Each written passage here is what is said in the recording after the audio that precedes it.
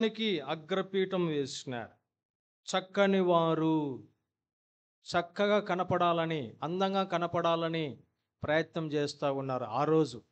ఈరోజు ఇంకా టెక్నాలజీ ఎక్కువైపోయింది కదా! మానవుని జ్ఞానము మితిమీరిపోయింది. విస్తారమైనటువంటి తెలివి, సంపద మానవుని హృదయంలో, మెదడులో, మనస్సులో ఉంది. అందానికి అగ్రపీఠం కదా!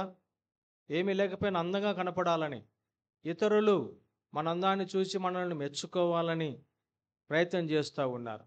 కాబట్టి ఈ దినాలు ఎక్కడ చూసినా, ఎవరిని చూసినా ఇతరులు మెప్పు కోరుతా ఉన్నారు. ఇతరులు నన్ను చూసి బాగు బాగుంది, బాగున్నాడు అనుకొని నన్ను చూసి వారు నన్ను మెచ్చాలని అనుకునేవారు చాలామంది ఉన్నారు.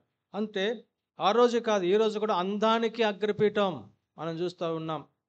చదువు కొంచెం తక్కువ ఉన్నా పర్వాలే, అందంగా ఉంటే చాలు. ఉద్యోగం కొంచెం తక్కువైనా పర్వాలే, ఆడడుగులుండి అందగాడైతే చాలు కదా! లోకంలో మనం చూస్తున్నాం. లోకస్తుల పోకడది కదా! లోకస్తులను అడిగితే కొంచెము అన్నిట్లో తక్కువున్నా పర్వాలే, అందంలో మాత్రం తక్కువగా ఉండడం ఇష్టపడడం లేదు. అంటే లోకంలో ఏం జరుగుతుంది అంటే, లోకంలో జరుగుతున్న పరిస్థితులు చూస్తే అందానికి అగ్రిపీఠం వేస్తూ ఉన్నారు. రెండవది, తమ మనస్సుకు వచ్చిన వారిని వివాహం చేసుకుంటా ఉన్నారు. తల్లిదండ్రులు చెప్పిన మాట వినడంలే పిల్లలు. మా నాన్న నీకు తెలియదు, నువ్వు తక్కువ చదువుకున్నావు. నీ దినాల్లో, నువ్వు చదువుకునే దినాల్లో సెల్ ఫోన్ లేదు, ఇంటర్నెట్ లేదు, నీకేం తెలుసు? నాకంతా తెలుసు. ఏమి తెలీదు చెల్లి, తమ్ముడు నీకు. నీకు బుద్ధి ఉండొచ్చేమో, వారికి అనుభవం ఉంది, నీ తల్లిదండ్రులకు పెద్దలకు అనుభవం ఉంది. నీ వయసు దాటి వచ్చినారు. నీ వయసులో ఎటువంటి తొందరపాటు నిర్ణయాలు తీసుకోవాలని వాళ్ళు ఎరుగు.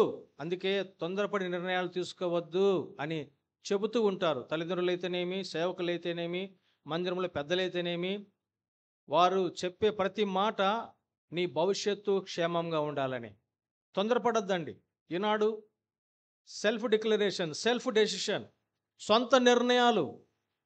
తల్లిదండ్రులు తక్కువ చదువుకున్నారని, ఉద్యోగం తక్కువగా ఉందని, అసలే చదువు లేదని, నాకంతా తెలుసు అని వెళ్ళిపోతూ ఉన్నటువంటి యవనస్తులు తమకు మనస్సు వచ్చినట్టుగా చాలా చాలా నష్టపోతారు. తొందరపడి నిర్ణయాలు తీసుకోవద్దండి. వస్తువు పోతే మళ్ళీ కొనొచ్చు, లేకపోతే రిపేర్ చేసుకోవచ్చు.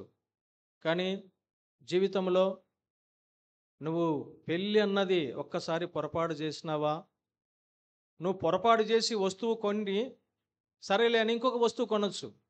కానీ వివాహం అన్న దాంట్లో నువ్వు పొరపాటు చేసినావా, కష్టపడతావు. జీవితాంతం కష్టపడతావు. ఎంతోమంది మాకు ఫోన్లు చేస్తూ ఉంటారు. అన్నా కౌన్సిల్ ఇవ్వండి మా కుమార్తె కుమారునికి. చెప్తే వినడం లేదు. ఇదిగో నాకు నచ్చింది, నాకు నచ్చాడు, అంతే. తమకు నచ్చినట్టుగా. తల్లిదండ్రులకు నచ్చాలన్నా తర్వాత విషయం.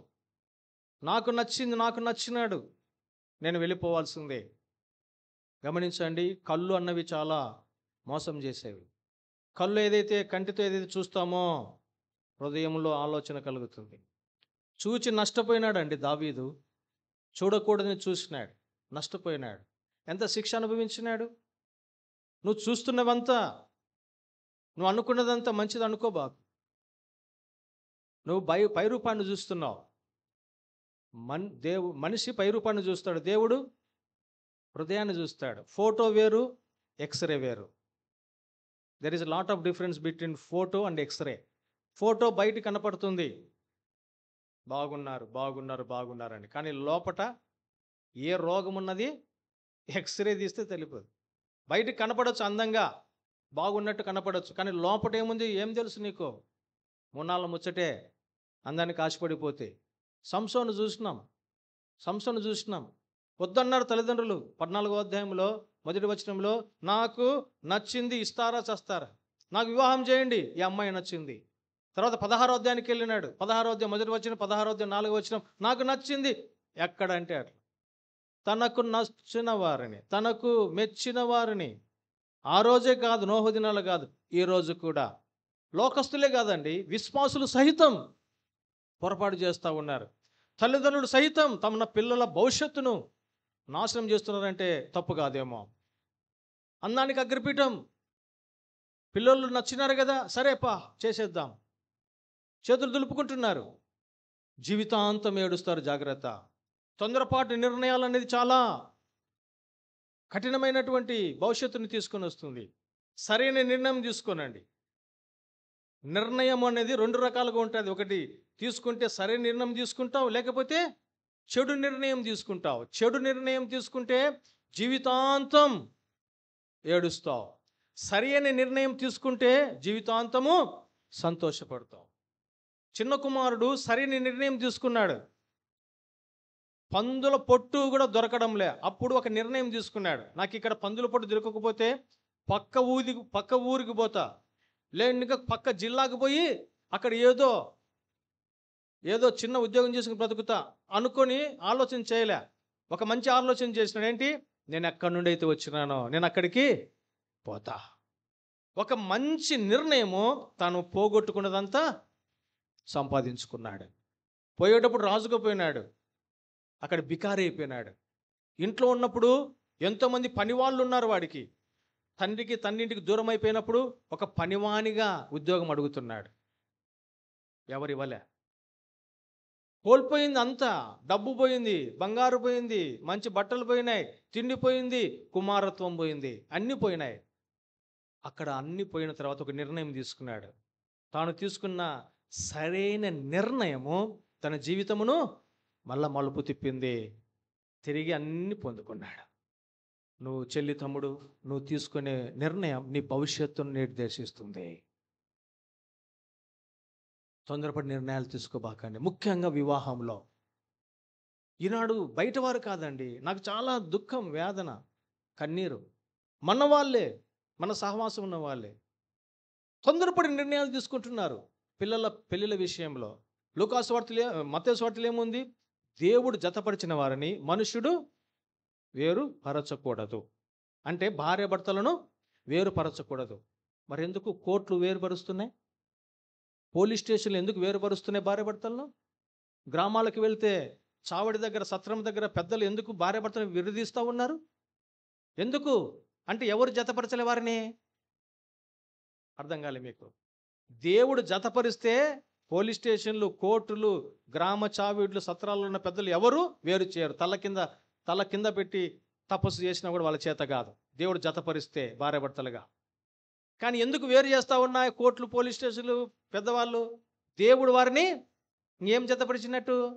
కొంతమందికి కట్నం, కొంతమందికి అందం, కొంతమందికి ఉద్యోగం. మా కుమార్తె డాక్టర్ అయితే అల్లుడు కూడా ఏమంటారంటే ఒకే ప్రొఫెషన్ అయితే అడ్జస్ట్మెంట్ ఉంటుంది. మా కుమారుడు సాఫ్ట్వేర్, వచ్చే కోడలు కూడా సాఫ్ట్వేర్. హార్డ్వేర్ వద్దా? వద్దు, అదే కావాలా. మాకు వస్తూ ఉంటాయి అన్నీ, మేము ఇంకా ఆ పరిచర్య మొదలుపెట్టలేదంటాం. ఏంటి? దేన్ని ఆశిస్తూ ఉన్నాం? తర్వాత అంత అయిపోయినాక, వారి సొంత చిత్తానికి అంత అయిపోయిన తర్వాత లాస్ట్లో ఏ సంఘానికి పోతారు? రక్షణ పొందిన. ఎప్పుడు రక్షణ? లాస్ట్లో అడుగుతారు. ఇవన్నీ సెట్ చేసుకొని ఇప్పుడు ఎవరి చిత్తము? మళ్ళా పెళ్లి పత్రికలు మాత్రము, ఇది యెహోవా వలన కలిగిన కార్యము, రండి పెళ్ళికి రండి, విందును ఆరగించండి. ఏం రాస్తారంటే అప్పుడు మాత్రం వాక్యం గుర్తొస్తుంది. ఎవరు వలన కలిగింది అది? మనుషుల వల్ల. ఆ మనుషులు, ఈ మనుషులు, ఆ కుటుంబం, ఈ కుటుంబం, ఆ బంధువులు, మొత్తం అంతా మాట్లాడుకొని హలో మామ మాట్లాడుకొని మొత్తం సెట్ చేస్తారు. తర్వాత ప్రభు చిత్తం అయితే ప్రభు చిత్తానుసారంగా ఒట్టిదంతా వాళ్ళ చిత్తము మళ్ళా రాయడం మాత్రం ప్రభు చిత్తానుసారంగా. ఫలాని దైవసేవకుల సమక్షంలో ఫలాని పెళ్లి చేస్తారు, రండి. పరిశుద్ధ వివాహం, అది మళ్ళా పేరు కూడా హెడ్డింగ్. మరి సరే, మరి ఎందుకు విడిపోయినారు? 3 నెలల ముచ్చట, 3 నెలలకి, 6 నెలలకి, సంవత్సరానికే ఎందుకు? నాకు ఈ భర్త వద్దు, నాకు ఈ భార్య వద్దు, నాకు విడాకులు కావాలా అని ఎందుకు అప్లై చేస్తున్నట్టు? దేవుడు జతపరచలే. ప్రియమైన వారులారా, ఆలోచించుదాం. ఆచితూచి అడిగేస్తాం. ఒక ఇల్లు కొనాలంటే, ఒక వస్తువు